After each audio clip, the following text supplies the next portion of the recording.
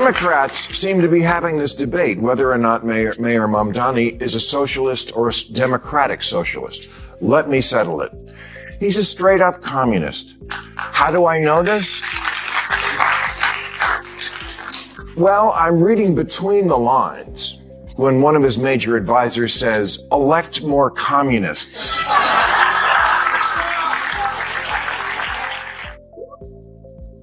Bill Maher has gone after Zohran Mamdani once again, and this time the criticism is even sharper.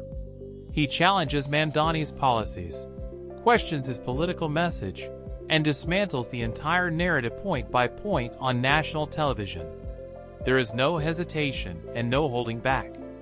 Before we continue, if you enjoy short political commentary videos with detailed breakdowns, take a moment to subscribe to the channel. Now, let's get back to the discussion. Maher refuses to play what he sees as the modern left's political word games.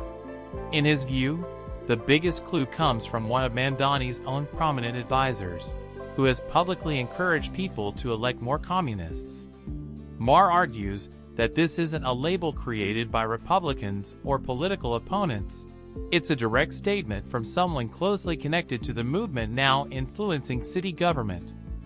Know what democratic socialist is? That's Mamdani, who's a straight-up communist. No, he's not. Okay, his philosophical pinnings, and I could read other things from the Democratic Socialist Party that show that it's not different than communism, a lot of it. They have statements about, like, the government should take over industries and so forth. Like, I mean, well, I don't believe that, and I'm not a communist. Maher doubles down during a conversation with David Cross, discussing ideas that once earned him criticism from members of his own political side. He argues that many of the democratic socialists' published philosophies closely resemble traditional communist principles. According to Maher, the evidence is found in their own public statements: government control of industries, hostility toward private ownership, and policies that treat private property as something fundamentally wrong. Maher insists this isn't propaganda, but a reflection of the organization's own published positions. Supporters argue that the democratic socialists are simply promoting a more European-style social democracy. Maher disagrees, saying you can't advertise social democracy while supporting policies that call for the seizure of private property. He believes this contradiction is one of the reasons many working Americans continue losing trust in the modern left, especially those who have spent years building businesses, careers, and financial stability. You are a self-described democratic socialist. Do you think that billionaires have a right to exist? I don't think that we should have billionaires. Maher then points to what he considers the defining moment of the debate. When Mamdani is asked a straightforward question, whether billionaires should exist, he doesn't avoid the question or soften his response. Instead, he states that he does not believe the country should have billionaires. Maher argues that this single statement speaks louder than countless opinion pieces or political commentary. He says that the mayor of America's financial capital is openly suggesting that the nation's wealthiest business builders should not exist. Maher also notes that many of these businesses contribute a significant share of New York City's tax revenue, helping fund essential public services. From his perspective, this isn't just a theoretical debate. It's a question with real economic consequences. He argues that this is one reason many investors and financial institutions are already considering alternative plans for the future. Now, let me tell you about the story that liberal algorithms locked out. Her name is Sia Weaver, and if you ask anyone in the blue sky bubble who that is, they'll look at you like a turkey looking up at the rain.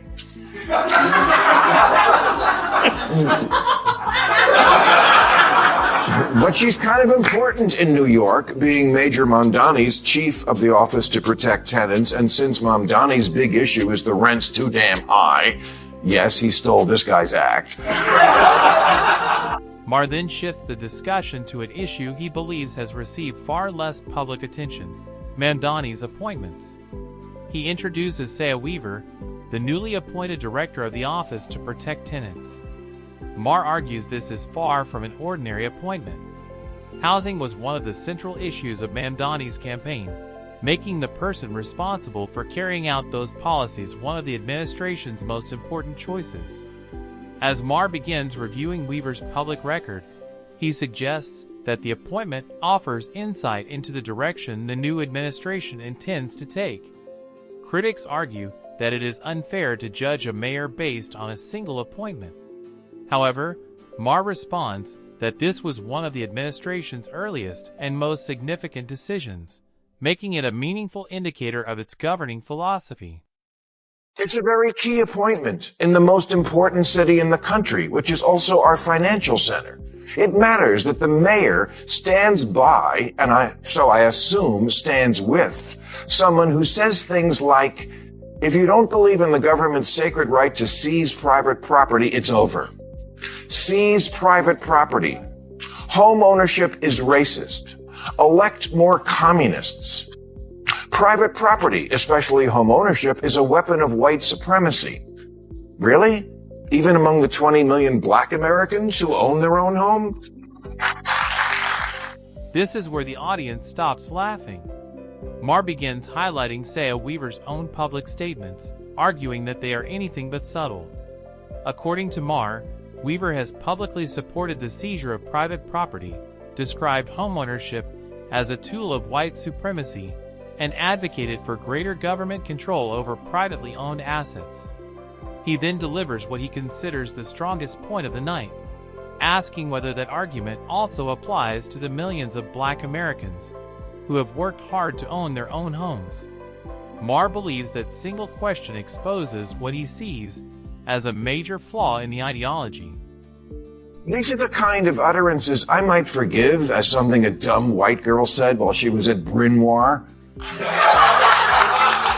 Because it's the kind of privilege hating you can only learn for $95,000 a year.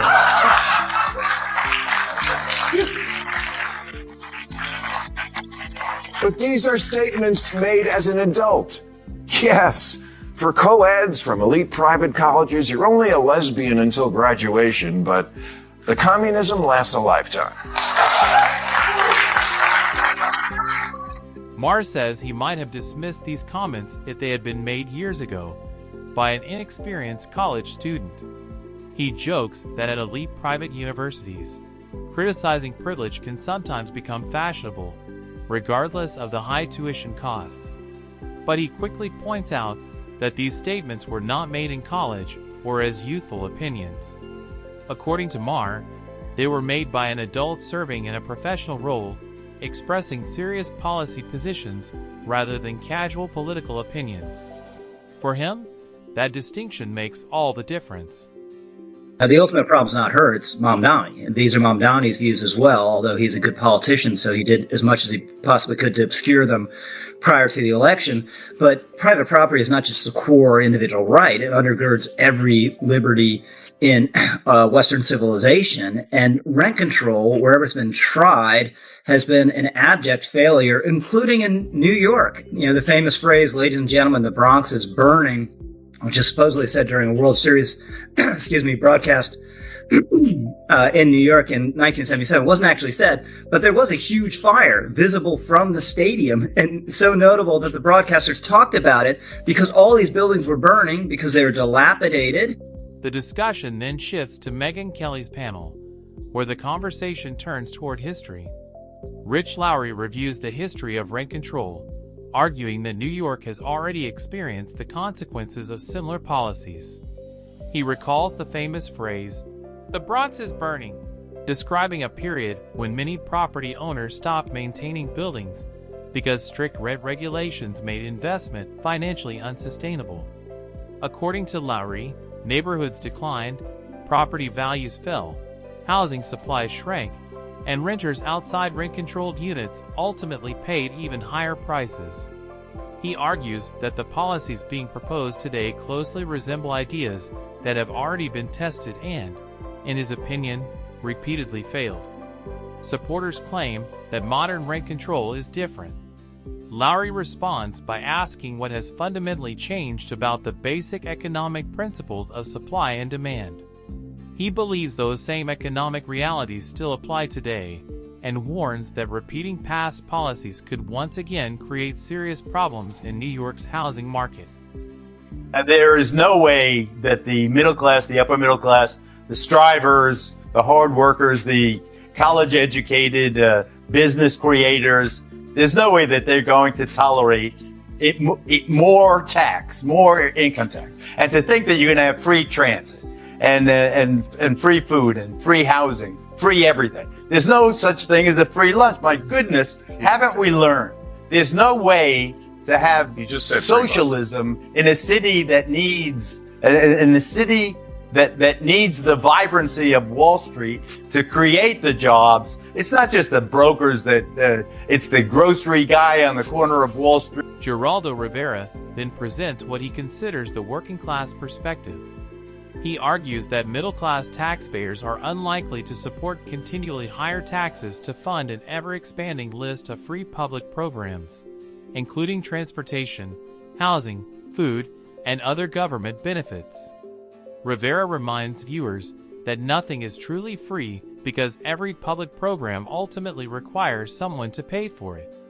He also argues that New York's economic strength does not come primarily from City Hall. Instead, he credits Wall Street, financial institutions, entrepreneurs, small businesses, and local shop owners for generating the economic activity that funds public services throughout the city. According to Rivera, this entire economic ecosystem supports the salaries of teachers, police officers, firefighters, nurses, and countless other public employees. He concludes by warning that if investors and businesses begin moving their money elsewhere, the city's financial foundation could become increasingly vulnerable. There was 9 seats and 10 people every year. I mean, you wonder why people have heart attacks at 59. I mean, that's why. Yeah. Because that's what capitalism is. And I'm sure, Mamdani is watching this right now, as he always does, I'm sure, and saying, exactly, Bill, that's my point. Capitalism terrible. Yeah, it's terrible, except it's still better than the reverse. Yeah. Well, you want to really be... Soviet people died at 38 from being drunk all the time because they couldn't take their life under communism. Maher openly acknowledges that American capitalism is far from perfect. He recognizes that many people work incredibly hard, often sacrificing their health in pursuit of success. But he argues that, despite its flaws, capitalism remains a better system than the alternatives that have been tried throughout history. To support his point, he references life in the former Soviet Union, describing it as an example of what happens when communist systems fail to deliver prosperity or hope. According to Maher, that historical comparison is far more important than idealized political promises. His argument is simple. Before replacing an imperfect system, people should carefully consider the real-world results of the alternatives. Now that Andrew Cuomo is bringing up in New York is that he is a Ugandan citizen. Uganda is a country where they... So somebody who is a dual citizen can't be mayor of New York, or? I would renounce, if I was the dual citizen with a country whose policy, government policy was weak. Yeah, I would renounce that citizen. Maher then turns to another issue he believes deserves public attention, Mamdani's dual citizenship. He notes that Mamdani holds Ugandan citizenship alongside his American citizenship. Maher argues that, for many voters, questions naturally arise when the mayor of one of America's most internationally significant cities also holds citizenship in another country. Critics dismiss the issue as merely symbolic. Maher disagrees, arguing that symbols matter in public office, particularly for the mayor of New York City. He believes that this is why even some longtime liberals have openly questioned whether dual citizenship is appropriate for someone serving in such a high-profile leadership role. When you interview somebody, a politician, and you ask them a straight question like that, do you want Hamas to lay down their, and they don't give you an answer, Don't you think you should be like, you're not answering the question? I do. That's what I do. That's why so many people won't do my show. That's why the Clintons have never been on my show. That's why AOC, and I invite these people all the time, every week. I could go down to Kamala Harris now, but Maher then shifts to what he calls a broader issue of political accountability. He argues that when politicians refuse to answer straightforward questions, especially on controversial issues, it is the responsibility of journalists to press for clear answers rather than simply moving on. According to Maher, that commitment to asking difficult questions is one reason many well-known Democratic politicians have avoided appearing on his program. Critics argue that those politicians simply have busy schedules.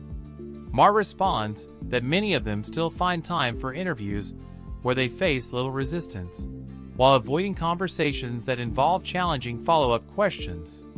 In his view, the growing credibility problem isn't only about policy disagreements. It's also about honesty and transparency. Maher believes the Democratic Party is experiencing an identity crisis. He argues that the party's progressive base is moving in one direction while many moderates, donors, and traditional supporters are moving in another. He also points to polling that suggests a significant number of Americans believe the Democratic Party has become too liberal.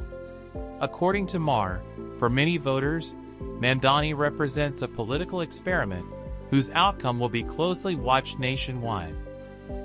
AOC, Mamdani are not Democrats. They'll be the first to tell you that. They're democratic socialists, and that's a very different thing, and I don't think people know that yet. I don't think people realize we already have a lot of socialism. Social Security, Medicare, Medicaid, unemployment insurance, food stamps, veterans benefits, Pell Grants, COVID-era payments, farm subsidies, disability payments, Fannie Mae, Freddie Mac, corporate bailouts, and the jobs program that is building the Pentagon doesn't even want. All that is socialism, much of it appropriate to soften the edges of Maher then offers what he considers the central diagnosis of the debate. He argues that figures such as Bernie Sanders, Alexandria Ocasio-Cortez, and Zohran Mamdani identify as democratic socialists rather than traditional Democrats. According to Maher, the United States already combines free market capitalism with a variety of social programs.